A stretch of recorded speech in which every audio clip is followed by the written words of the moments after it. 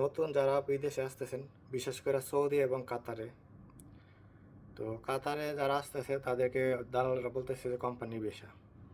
কারণ এখন দেখা গেলো কি ফ্রি ভিসাতে কাজ নেই, সবাই জানে। তো কোম্পানির ভিসা বললে ফ্রি ভিসা বিক্রি করে দিব, আপনারা এখানে আনার পরে আপনি বুঝবেন যে আপনি প্রতারিত হয়েছেন। তো আসার আগে অবশ্যই আপনি কিছু বিষয় যাচাই করে আসবেন।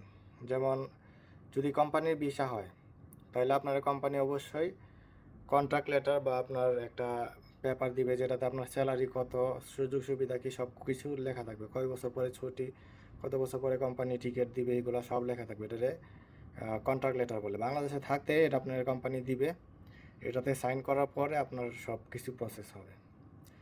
আর কোম্পানি ভিসার ক্ষেত্রে আরেকটা জিনিস কি, কোম্পানির ভিসা বেশিরভাগই এজেন্সির মাধ্যমে হয়। কোনো পার্সোনাল আপনার দেখা গেলো কি যারা কোম্পানিতে কাজ করে তাদেরকে দেয় না। ভালো কোম্পানি কখনো পার্সনকে ভিসা দেয় না, ভিসা এজেন্সির মাধ্যমে দেয়। তো যদি দালাল এরকম আপনার পরিচিত কারো মাধ্যমে আসেন, যে আপনার আত্মীয় স্বজন হোক বা দালাল হোক, মনে করবেন যে এটা কোম্পানির ভিসা না।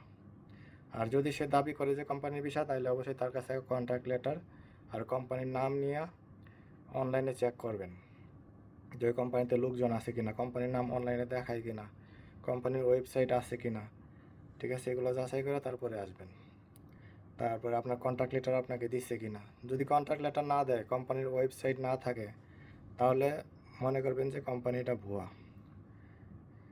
তো আসার আগে অবশ্যই যাচাই বাছাই করে আসবেন, নাহলে আসা তারপর প্রতারিত হইবেন দালালের হাতে।